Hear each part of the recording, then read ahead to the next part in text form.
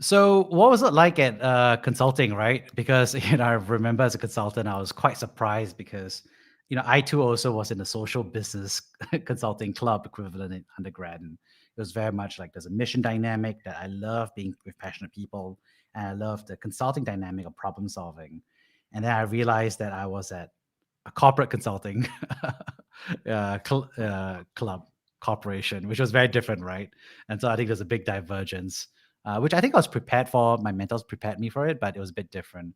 What was your experience like transitioning from a social business consulting club at Cornell to BCG? I think the training was excellent, like the kind of caliber of people you're surrounded with, and the fact that you're working with a team. Some of my mentors, like one of the kind of bosses in my project, is still a mentor to me today, even after I've left BCG for a few years. So I think I learned a lot. I don't think I would be where I am without it. I think what I was not fully prepared for was the people element of it, like how much the softer side of things. You can do an excellent analysis all you want, but whether or not that's actually translated into action, whether or not the client understands it, especially with the nuance of like different languages and different cultures in Southeast Asia, both in the BCG team or the consulting team itself, as well as on the client side. I think that was something that no amount of case interview prep fully prepared me for. Interesting. So, like, what was that learning about from your perspective? I mean, like, what were you feeling during that learning? Definitely scared. I think you're 20 and you're telling 50-year-old people what they have to do, and all you have is a bunch of PowerPoint slides. I think what I really learned was how do you think about how you're presenting something from the audience perspective, and what are the different communication types, and how do people learn. It all is very different. Like with some set of people, the more numbers you throw at them, the better. But with other people, maybe it's a story that's more important, that compels them to move to action. So that was something that I think prepared me a lot, especially when I went into BC later on, and now as a startup, now as a manager myself. That was something I learned that I didn't expect to. Did you like it as a consultant? I mean, for me, I was kind of like, yeah, because I love the people there. But I kind of got bored discussing all the airline points thing. I love the Optimizing the travel points. part, but I realized like I didn't see any of my real friends after a while.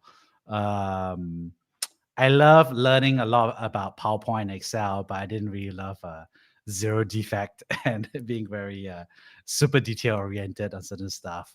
I don't know. What do you think about it? What I think I enjoyed it for that first 2 years, but once I realized I was not enjoying or learning as much as I wanted to, I was prepared to leave, which is when I started exploring venture capital. I think I really love the people. I do think that there's a tendency, and I don't know if that's an cultural aspect where your job becomes your whole life, and people didn't really have that much like different circles of friends outside of like your immediate colleagues. You're at weekends, you're basically finishing up work or trying to recover for the week ahead instead of exploring other things. So I think that was something that I think it could be avoided, but as a young fresh grad, I didn't recognize that, like having a life outside of work is not just about, it's not quote unquote slacking. It is investing in other parts of your life for future. And I wish I had known that earlier. yeah, that's always hard to know at that point of time, right? Yeah. And obviously, you have wanted to be an English teacher, and now you're a consultant, and so you're busy triangulating, right? It is, and then suddenly you said you started exploring venture capital, right? And then so now you did this secondment at B Capital, and then eventually transitioned to Sequoia Capital. So why venture capital, right? You could have been like because a lot of consultants at this point of time start doing like secondments at Nairobi, during education ministry, placements, I'm talking about, right? Like one friend really did that. Other people work in different places. For me, I became a founder. Like, so why did you start exploring venture capital as this slot?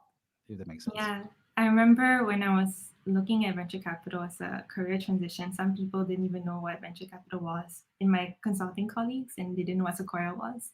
They were surprised why I wanted to leave. I think two things. One, I was very hungry to learn, and I was lucky that I had known people in the startup ecosystem while I was at BCG to my point earlier about being very absorbed in BCG as my life, I made a deliberate choice to join. This is how sad I am. Like I needed to apply to get friends outside of BCG, but I made a deliberate choice to try and join communities to expose myself to other kind of like, diverse interests. And I found that startup ecosystem. I met a few founders, joined a few conferences. I was so nerdy, I even took leave to go to the Rise conference because I couldn't outside of work at that time. And so like I already had an interest and exposure to startup when I began thinking about the next job. I was also really lucky that prior to starting BCG, I also did a very short 1 month stint at a VC firm in the Valley. That was mostly by accident. It was just more like I was interested. I had a few months of extra time. I found this opportunity. I just tried. I didn't really do. I don't think I was very productive intern. I was just like kind of helping out and like listening in. But I saw, startups in the Valley. I saw that whole ecosystem at a glimpse, and so that kept on my mind. I think even throughout my BCG career. And what was that like? Because you're saying something that's very true, right? Which is during this time, we were both there at the early inception, right, of Singapore and Southeast Asia's ecosystem, right? Which is, we would become like Indonesia, Vietnam, Thailand, Philippines, etc. Kind of like snowball from there. So you started talking about Glints, for example, and Oswald and team, right? Yeah. So talk us more about what you were observing at that time. How were you observing it? Well, when I first joined Sequoia, that was like early 2018, and at that point, there weren't even that many communities of young people in the VC ecosystem. It was very largely left partners.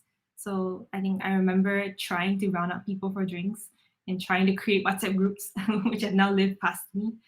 I think people were still just learning what startups were, and there was still very much this mindset that the Western kind of model of Silicon Valley startups was the ideal. Like, who are we to kind of duplicate that? It's very risky. And at the time, China as a startup kind of powerhouse was still somewhat nascent, at least in the mainstream understanding.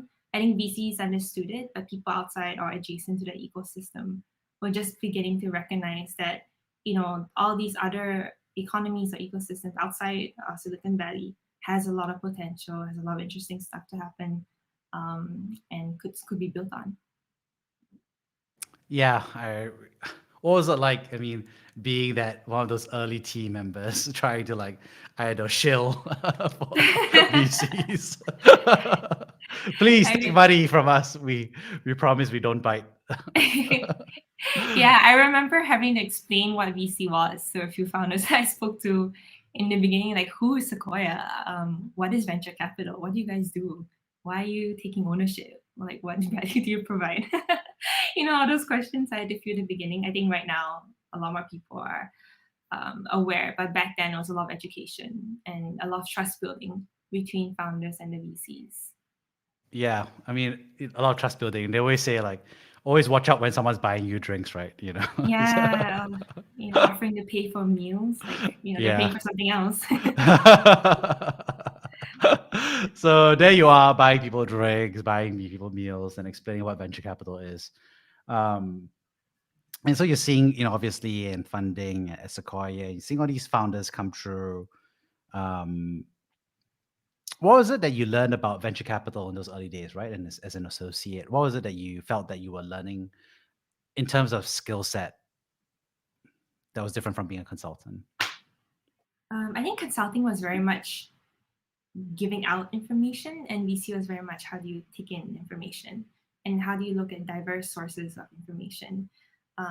Following on that point about people skills, understanding the character of a founder I've learned is so important, especially in early stages. Like, it's just as much like what they don't say as what they say that's important. Like, how do they treat people younger than them? How do they treat the secretary when they come into your office, right? How responsive are they to setting up responding to your meeting when you set up? I think all those signals, which I didn't recognize was important before, and as data points for you to calibrate, is this the kind of founder you want to partner with long term, was a big learning for me. And I think the second thing is that, VC is interesting. It's the only kind of asset class where the asset chooses you. So it's a two-way relationship. Like, you have to get them to like you as well. So that means like, you can't just be the buyer. It's that you also have to sell. And on top of that, it also means it compounds. Like one mistake you make or one trust that you break is not confined to that one relationship as a founder. It breaks your reputation and it spirals out, not just for you, for your firm and outside to other relationships in the future. So that long-term consequence was something that I learned in VC as well. Yeah, that's as you said very succinctly, some interesting power dynamics actually in the entire ecosystem, right? Which is that I think for a consultant, it's very much about like giving the right answer, right? But I think for VC, is not. It's about deploying capital, but also being able to choose, and but also being able to be chosen by founders. Um, and there, you said something also pretty something interesting, which is about um, about trust and relationships, right? And there you are building trust and building relationships with others in Singapore and learning from other founders who are effectively the same age, right? Maybe older than you as well, right? Or younger. Or younger. That's also true. So what was that like from your perspective? Yeah. Oh, it was so interesting. Like one day you're sitting across someone who just started something. They actually have like a couple people interns, and then a month later, like it's spiraled, like it's gone 10x, and it was like very humbling and like awe-inspiring for me. I think the good thing about, or the interesting thing about Southeast Asia as well, is that founders come in so many different colors, like languages, cultures, backgrounds. Of course, like the founders I'm familiar with, the Sequoia's portfolio, like William is an example of a founder, typical background, not necessarily like doesn't have the typical roster of logos. And back then, his English wasn't very proficient. So I think that diversity of founders, I think, is unique to Southeast Asia, at least in my opinion, that you wouldn't necessarily see to that same extent, like the Valley or even China. So that was very fascinating to me, like meeting so many different people, so many different perspectives, from so many different walks of life that don't look like me at all.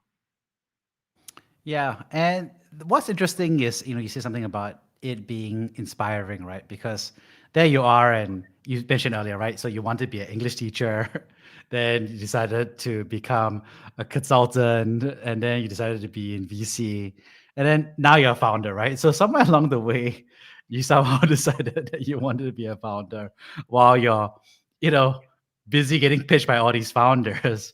You're saying to yourself like, oh, maybe I should be a founder. So I'm just kind of curious what's going on here. I think part of that is that inspiration because you meet people that are not traditionally the white male rich Harvard grad founders who are doing extremely well and are leading really interesting businesses, and makes you think that hey, you know what, it's possible. Like someone who isn't that kind of standard that I thought would that you see on media is a very successful founder, is building cultures that are different, or have like diverse leadership teams that I didn't think was possible before. So I think definitely if I didn't have the exposure, I don't know if I would have the same courage that I have right now to start up. So I'm grateful to VC and specifically the Southeast Asia ecosystem for that. But I think partially it was also just a, what is the next thing I wanted to learn? Like, when I started, I was like, I want to learn about businesses. And how do I move on to the next thing I want to learn? Specifically startups and innovation. And now I've learned, like, at least from a bird's eye view. I won't say I learned everything, but I've learned enough for me to feel like, hey, the next thing I wanted to learn is how do I build, how do I operate, how do I execute, especially on something that I really care a lot about. And during that process of getting activated to start feeling like you want to search for that, or become a founder, what did you notice about yourself? I guess did you feel like your brain was expanding to become like, okay, I switched from judging to like you're like becoming more creative. I don't know. Or like, were there any like interesting like things you notice about yourself as you move from like I'm in VC and my goal is to work up the track, to keep going in VC to I'm in VC and might take a left turn to become a founder. That makes it me sound like smarter than I actually was. I don't think it was that planned. It was more like an itch. Like, hey, what's the next thing I can try? So even within Sequoia, I tried starting launching more events within the company, tried to drive the Sequoia Spark, the female founder initiative, tried to do things that weren't done in the firm for the first time. And then between like before I left Sequoia, I actually did a 6 month secondment with Cred, working directly with Cornell. So that was also part of me like exploring the itch, like, hey, what if I worked with one of our founders to learn a bit more about how startups work from the inside out? So yeah, I don't think I was very smart in planning like a very linear path. It was more like, oh, I want to feel like trying something else. Let me try in increments and then slowly build my way to eventually leaving and starting up. That's actually a really interesting piece, right? Which is talking about that incremental experimentation, which is, I think, quite a interesting feature. Actually, I'm starting to notice becoming a recurring component here. So, what was that 6 month secondment at Cred, right? What was that like for you? What did you learn something from there? Did you? It feels like you did, based on what you just shared. Yeah, no, for sure. I think I was super lucky to work directly with Kunal, so I got to like speak to him every week. And if you're familiar with Kunal, like he basically like every time he speaks, like there's always something new to learn, or he prompts you to kind of reflect or think on something. I was working on like a couple of products and a couple of new strategies for Cred, so I got exposure to everyone. Unfortunately, because of the pandemic, I was supposed to be in Bangalore, but I never managed to make it there. So I think unfortunately the experience wasn't like 100% what it could be, but just seeing how things work from the inside out, especially something like credit, which is, there's no equivalent of credit in the world, and it's obviously done very well in a very short amount of time, and just the kind of thinking and culture that went inside the building was super eye-opening for me.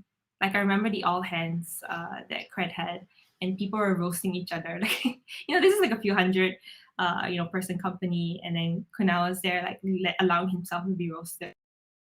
Openness in ideation was super interesting to me. Kunal does have this thesis, and I think he's tweeted about it before. That people of diverse backgrounds have interesting perspectives. He likes to look for people who have performance arts background or skill sets, for example, when it comes to building consumer. And you can see that in the team that he's built. Right, the GMs he has, like he has a little rock star as a CTO, and his GMs are like poetry writers and all of that. So it's super interesting kind of team building, and just the process of like seeing consumers respond to products for the first time in real time that I've not seen. Like in VC, it's a very like bird's eye view, right? You see what is the combination of millions of micro decisions over the last year, but you only see it as a slice in time. You don't really see all the different daily stands up that goes through it, all the revisions in the UI, all the customer feedback, all the bugs that appear, which I'm experiencing now in my own company. But I saw that in Cred for the first time that I didn't see in VC. Interesting. Wow, that feels like you learned a lot from that piece there, and I think it sounds like it gave you the confidence to kind of like push off on your own, right? Which is interesting. So there you are, and now I remember obviously hanging out with you in that transition period, right? If you remember, Yeah. for brunch, and obviously, there was a part where you were searching for the right set of ideas, right? Multiple iterations. And I love catching founders at this stage because the story hasn't gotten too like crystallized into a perfect story piece here. So obviously we're not going to go through all the ideas, but I think the question is, how did you go about that, like that search process, right? Like, because it's interesting because obviously there's every founder goes through a search process, but you also have a VC hat on where you're always going through that piece where it's like, oh, does this have a big enough, total addressable market? Is this a good go-to market? So there's a bit of a, judgmental eye as well in parallel, which most founders have the bliss of not having, I guess, at the same time. So I'm just curious about how you went about that process from your perspective. Yeah. Yeah, I definitely came in with maybe a little bit naive kind of VC hat, being like, hey, what are the markets that are really large? What are the business models that made it? What are the comps? And how can I triangulate from there? So that was a non-negotiable for me. Like I wanted, there's a opportunity cost in everything that we do. So we need to make sure it's worth it. And I wanted an ambition to build a large company. But I think another thing that I was really interested in was the people that I would build it with. I really wanted to enjoy my co-founders and enjoy going to work, and so I was very, I guess, strict in like finding at least a co-founder that I want to build with. I am so lucky that I met my current co-founder because we clicked so well and we're very close now. But I will say that it took me a few months to kind of find the right person to start up with. So I was very lucky about that. And I think the last thing is just the question I asked myself, the other founders advised me on as well, is that is this something that you will enjoy doing even if there's no financial reward and everything goes to, pardon my French, like goes to hell? Like what, when everything is like not working, is this still something that you believe in, like a product, a space, a mission that you care about? Like when everything's going well, it's easy to say, yeah, of course I enjoy it. But if the worst case scenario, is this still something that you would pick? So those were the kind of the three parameters that I was looking at when I was looking what to start up. Yeah, and I think what's interesting is actually when you finally kind of clicked on this, actually I felt like this did not feel like the VC approach pathway that you and I were discussing at that time. We won't talk about what it was, but there was this very VC approach. I remember you asking me about it, and I was like, yeah, right, because it was, yeah, I mean, let's not talk about it. But, and then, but when you told me when this came out, I was like, oh, this feels like something that you've been passionate about for a long time. I've known you've been passionate about mental wellness for a long time, and you've also been passionate about gaming for a long time as well. So, Yeah. it felt like you didn't even need to be a VC. Just kidding, to have that, process, if that makes sense, to have landed Yeah. on this approach. But of course, it's a verification approach. But so let's talk about those two threads, right? Without talking about a startup, but let's talk about why have you been passionate about these two threads for some time now? Yeah. Yeah, you're right. I think what I ultimately ended up didn't necessarily follow the VC playbook of an ideal startup journey, but that's partially why I enjoy it even more. And no, you don't need to be a VC to start up. Like it's one of many paths. Like I would not say you have to. It helps in certain areas and doesn't help in others. Mental health and gaming. Mental health is something I've cared about for a very long time. I wrote about it a little bit in my latest Medium post. I've had personal, very close people to me that have gone through suffering. I physically stopped someone from committing suicide, and of course, like with you've seen Sabrina, who's a friend of mine, running Calm Collective and talking about the stigma and how she herself went through a lot of challenges when dealing with her own mental health issues. So that was something I really cared about. I was volunteering to do some work with Better.sg around mental health when I came upon like my co-founder. So there was really much by accident. I wasn't planning to, hey, you know what, I'm going to choose mental health as a vertical.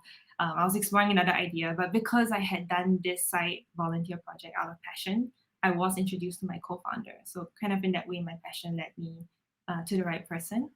And so that's more of a personal mission for me. The gaming side is something I love. I love video games. Like I can talk about it for hours. I started video games because when I was a child, I had neighbors who were boys and they always had the latest games, but I was never allowed to play them because games were always seen as a boys thing. And then so I got a little bit frustrated, like, why am I always watching and not playing? So about 13, 14, I asked my neighbor to teach me. And that's when I started. So I started playing mostly because I was like, oh, pettiness maybe. But I ended up really, really liking it. And I've continued to play my whole life. I just never, I guess, it never fully clicked on me that, hey, I can triangulate something that's personally meaningful for me, like mental health, something that I enjoy, which is gaming, and something that I think made sense for my learning and my career, which is that the market opportunity was large. So it was more like a serendipitous, like, intersection of these two things that I was like, okay, you know what, this makes sense. Like, when else in my life am I going to find all these things fulfilled and something that I really, really enjoy that led me to go ahead with it?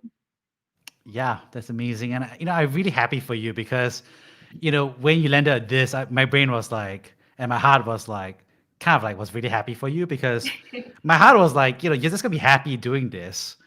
And because, I've known you've been passionate about these two things for years. Um, you know and my brain was like, yeah, like you're going to be able to survive all the tough times because those are things you actually enjoy talking and doing, right? Which is like, you actually you've been gaming and you've been an advocate for mental health issues for a while, actually. So um so it's an interesting dynamic, right? Which is, I think, honestly, like, it's hard to tell if you'll be successful because we know that only 1 out of 40 seed stage companies will be a unicorn, Yeah. using American data. But at the very least, we know that you won't be because you kind of like are not enthusiastic about the problem, right? Which is like a lot of the you know, most a lot of companies commit suicide, right? And not honestly, rather than any true failure dynamic or from competition. Mm-hmm. Um, so um, so there you are, building this um, dynamic here and building this reverie from a mental health and gaming dynamic, and you're being thoughtful about how you build it now, right? Because you're a founder and you've also seen so many founders.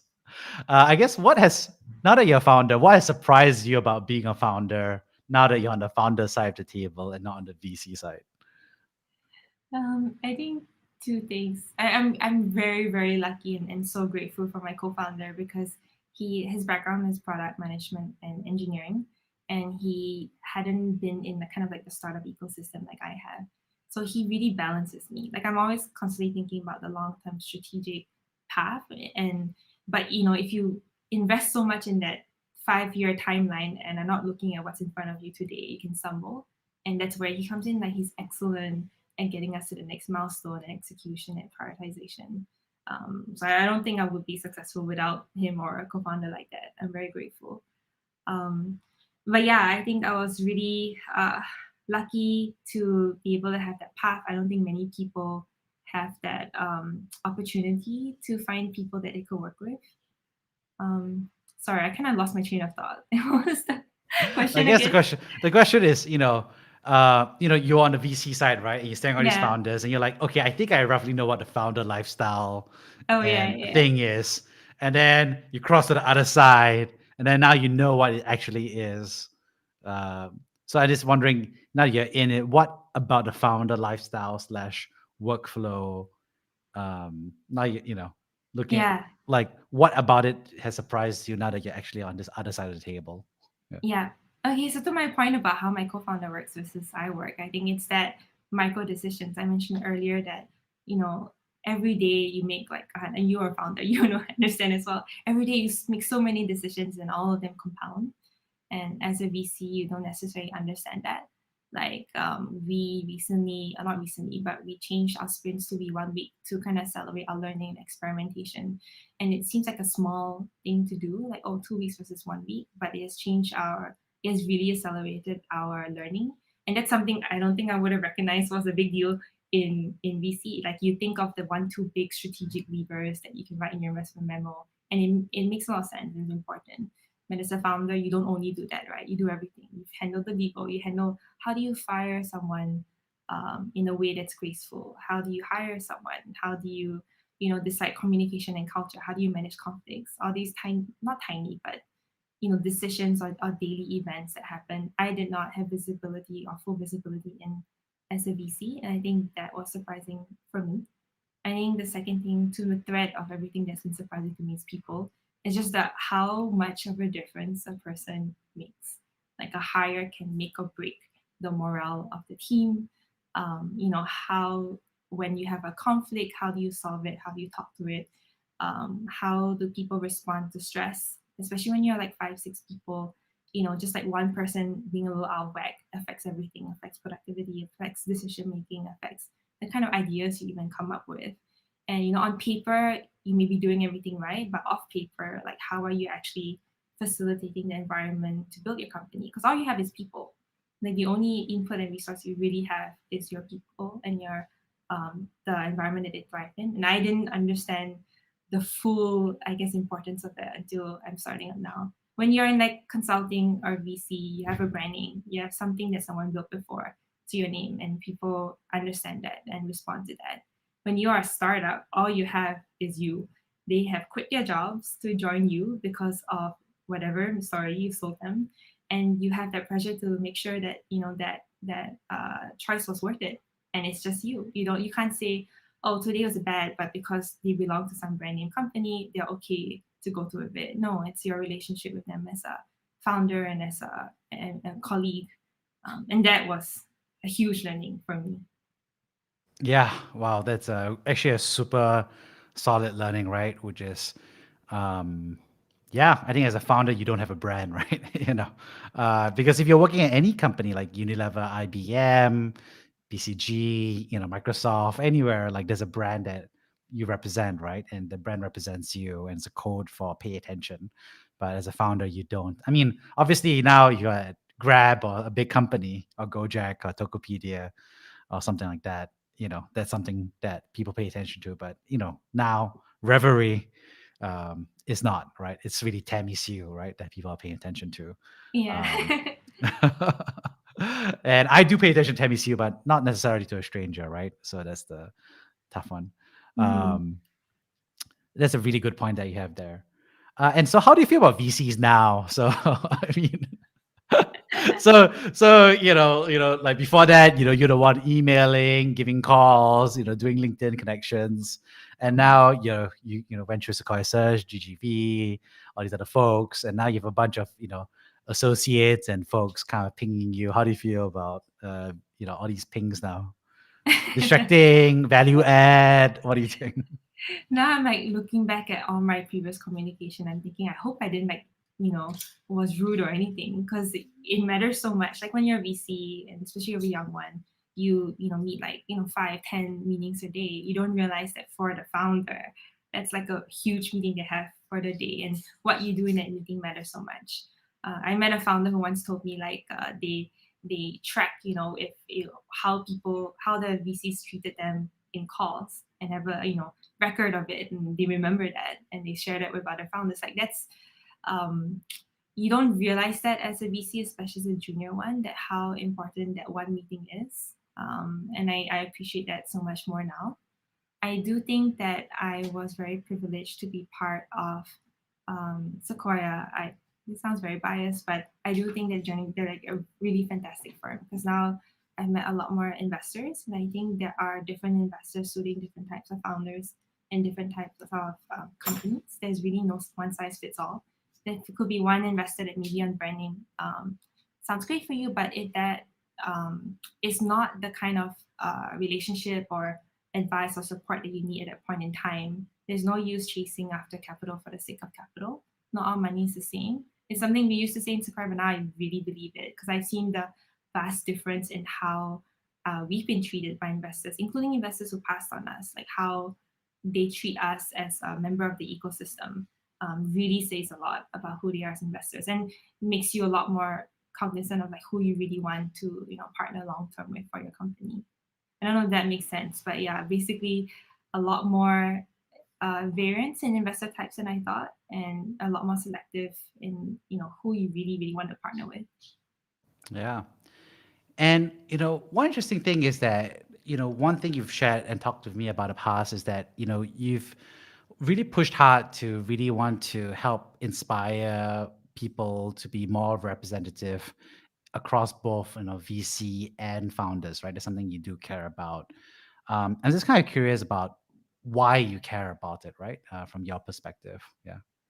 I think in my own personal journey, I think I've only not only, but I've been limited by how much I thought I could do. In my early years, I thought that okay, consulting is the end all of the career world for me. That's as much impact I could ever hope to make. Right? But slowly, I've been learning there's always something more that you can do in VC, in startups. The scale that they can reach is so much more than I ever imagined. And now, as a founder, I have the opportunity to create and decide on the path of my company, what my customers experience with me, what my employees experience with me. And like I said in the beginning, and now, talk to 19-year-old Tammie, she would not even believe that's possible. She just thought like, okay, 30 kids in the classroom, I already struggle to kind of scale, impacting their lives. So I think I believe very strongly in role models. I believe very strongly in, allowing people to understand that their limitations are very much, not always, but are, sometimes enforced wrongly by internal narratives or societal narratives. And I love to break that for as many people as I can. As you think about that, what do you think are the challenges you see really within the Southeast Asia context, right? Because I think we tend to see that in a very honestly, a very fuzzy global thing. But when you say global, actually, to be honest, it's actually very US centric, right? Because we're reading in English and we're reading this in TechCrunch, and Wall Street Journal and New York Times. So it's very American centric. But I'm just kind of curious, now that you and I have been really been in the Southeast Asia context, right? For quite a while now. How would you just define that? Would you say are the challenges from a Southeast Asia context and your hopes and aspirations, within that scene? Yeah. Yeah, because I think if I started up like 5 years ago, I don't think any investor would have said, "Hey, try to go to the US." I don't think anyone thought it's possible. But I think knowing that even a Southeast Asian company can have global reach and influence, just knowing it's possible, I think can be very enlightening. Like the Freshworks IPO recently, I think a lot of Indian entrepreneurs are very inspired by that. And the recent, like, the fact that now we actually have tech companies based out of Southeast Asia, listed on the NASDAQ, I think is very inspiring. So I think it's still nascent. I don't think that it's fully reached. Like not every young entrepreneur fully understands that they can, but I think they're beginning to.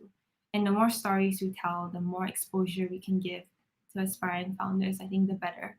And the more we can have, Southeast Asian founders actually having a global footprint. Yeah, amazing. And starting to wrap things up here, could you share with us a time that you have been brave? Yeah, I think all the times I've been brave was when I did something I really cared about, despite conventional wisdom. Like, I really loved English literature and I took it as a major in college, even though, most Asian parents would say English is like, you're not going to make money off it. It's not a good career choice. I love gaming when people told me back in the 90s, it's like, oh, it's a boy thing. Like, why would you play a shooting game, right, as a girl? I quit Sequoia when a lot of people tell me this is such a great job. Why are you leaving? And I loved it. It wasn't because I didn't love it. It was just more like, what's the next thing for me?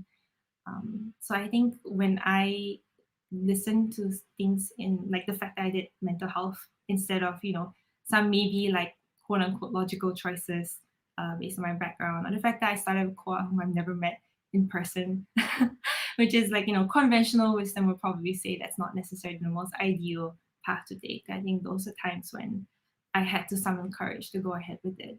But I will caveat by saying that for me, true bravery has to stem from self awareness. Like, it's not just a very reckless, like, society told me to do this and therefore I won't do it. You have to understand, like, what you really care about. Like, if you love being a mom and that is your mission in life, then that takes a lot of courage as well. But you have to understand that's what you want. And maybe, people may want to say you should be a working woman, blah, blah, blah. But if that's not what you care about, then take that courage to do what you really love. So I don't think reckless bravery is what I resonate with. I think that bravery that comes from the internal kind of locus of understanding and awareness. I would also caveat that, we like to glorify courage or bravery as like, throw everything to the wind and, you jump off a cliff and you figure out a way down. And that's part of it, of course. But I don't think it's a zero sum game. I think you can be brave and smart. I think you can be brave and prepared. I think you can use bravery as one of multiple tools in your arsenal to achieve what you're looking for in life. Like, for example, I did English literature as a major, but I also did economics. Right? When I left Sequoia, I didn't do it recklessly. I didn't burn all bridges. Right? I was deliberate in like testing, like trying out working with credit first before I decided to start up. Mental health was something I thought about for years, so it's not like out of the blue. And when I met Koa, I had been speaking to multiple potential co-founders before, so it wasn't like a one time. It was a very fast decision, but I had enough experience that I believed in that intuition. So I think that all those moments where I had self awareness about what I really cared about, and I knew that I was using everything in my arsenal, including my experiences and skill sets and networks, to go forward with what I cared about. And despite that, conventional wisdom, quote unquote, are challenges. I think those are moments when I believe I was brave, or I hope it were moments of bravery. Yeah. One interesting thing that you talked about, besides, the mental health and gamer passion and how that long thing made it a very intuitive click, right? When you met your co-founder and all those dynamics. But one thing you talked about was really the self-awareness dynamic, right? Which made all of that happen. Could we talk more about how you approach self-awareness? I mean, how do you become self-aware? I mean, that's a interesting question, I guess. But, I guess if you're asking how to be self-aware, you are self-aware. But I mean, but I'm just kind of curious about how you approach self-awareness as a process. Yeah. Yeah, I mean, I think I'm still learning. I don't think I'm super self-aware, especially being a founder is the greatest exercise in self-awareness I've ever gone through. But I think so. Your people you surround yourself with are super important. Like people who challenge you, people who create a safe space for you to question, to explore, people with different backgrounds. I mentioned how in BCG I was so lame. I went to apply for like Sandbox Community, which is like a community of different folks because I wanted, a set of people I interacted with that wasn't just BCG people. Even in college, I was like, I worked in a dining hall as well as went to business clubs, as well as an illustrator for the Humor magazine. So I tried as much as I could to have a diverse set of perspectives around me and different people around me. And I think that helps you understand that there are more than one path in life. And I think that openness and exposure helps you understand what you, a person, like. And of course, I'm really lucky that I'm surrounded by family and friends that enable that. It's not necessarily easy for anyone to do, but I think there are little steps you can do to increase that self awareness by exposing yourself to different things and different people. Amazing. Uh, Thank you so much for sharing, Tammy. And starting to kind of like wrap that a little bit here. If you could travel back in time to you, going into college, right? Where you thought that you wanted to, potentially be a English literature teacher. What advice would you have given yourself, I guess, in that quiet moment over, a cup of tea? Try more things earlier. Um, it doesn't matter whether or not people approve or not, but I wish I had tried more. In fact, I had tried to build a game in college, but I gave up halfway. Imagine if I had done that earlier. I mean, I'm really glad that I went through what I did and I have the wisdom I have now. But to mini Tammie, try more, try earlier, try different things. Oh, well, I'm so happy that, you know, I don't know, so many years down the road, you finally making that Tammy dream come true of making a gaming college come true. Yeah. Yay! Like multiple So birds in one stone. yeah, yeah. So it's still happening, still happening. It just took more time. That's all. Is this a more intricate, int- intricate cake? Oh my gosh. English, teach me, Tabby. Yeah. I was literature, not linguistics, so I don't know. Okay. Well, no, teach me vocabulary. Okay. Awesome. So Tabby, thank you so much. I love to wrap things up by paraphrasing the three big themes that I got here. The first is, of course, thank you so much for sharing. I think the big theme, which is, I think, your journey, obviously, in terms of your career arc from, your passion in terms of like impact, which is why you were exploring being a teacher, teaching 30 people, to exploring becoming a social impact consultant, to becoming a corporate consultant at BCG, to becoming VC at B Capital and Sequoia, to working at startups and eventually becoming a founder yourself at Revery.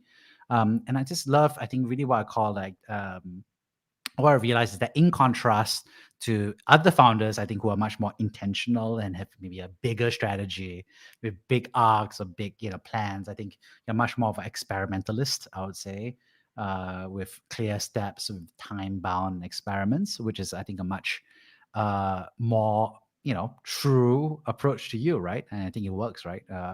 And I think that's a good way of doing it. And I think you got what you did within a very strong and structured approach. So I think I just love all those, clear learnings at each stage. And I think at each stage, you also were able to crystallize um, different learnings along the way and be able to look back at what you learned along each stage. Second, of course, I really enjoyed was hearing about your passion for mental wellness and health, which I've known for a while, as well as your passion for gaming, which I've seen for myself since we've gamed together as well. I gotta say, Tammy's pretty legit and better than me, definitely on some maps. Uh, So I gotta say that. Um, and I think, and I think it really goes to show that I think there's a certain dynamic where I think it was just really inspiring to hear that, because it was not just a click, of course, in terms of how she's been dedicated to that across multiple years, but also I think he helped show up in terms of it being an intuitive click, in terms of it being able to come together in terms of product market fit as a business, but also being able to come together in terms of intuitive click in terms of finding the right co-founder and also being able to map to the right co-founder. Um, and I think that was an interesting dynamic, obviously, to talk about that overall search process that we talked about in terms of a personal approach and maybe very ikigai kind of dynamic, I would say, versus a more VC top-down, investment memo, big addressable market approach that could have been there. And lastly, I think thank you so much. I think the big theme I think you talked about, which is being smart while being self-aware. I think self-awareness was something that was a big theme throughout. And I think I love about being self-aware at each stage, about where you were at each stage. I think you actually gave a very clear, succinct snapshot of what you were thinking at that one point of time without, like giving away or trying to like over like correct for the future. And I love that part because I think it allows us to have a much more true understanding of who you were at that one point of time and how you actually learn and what you actually learn from each transition over time. So thank you so much, Tammie, for coming on the show and sharing your journey with so many other folks. Thanks so much, Jeremy. I'm looking forward to our next gaming session.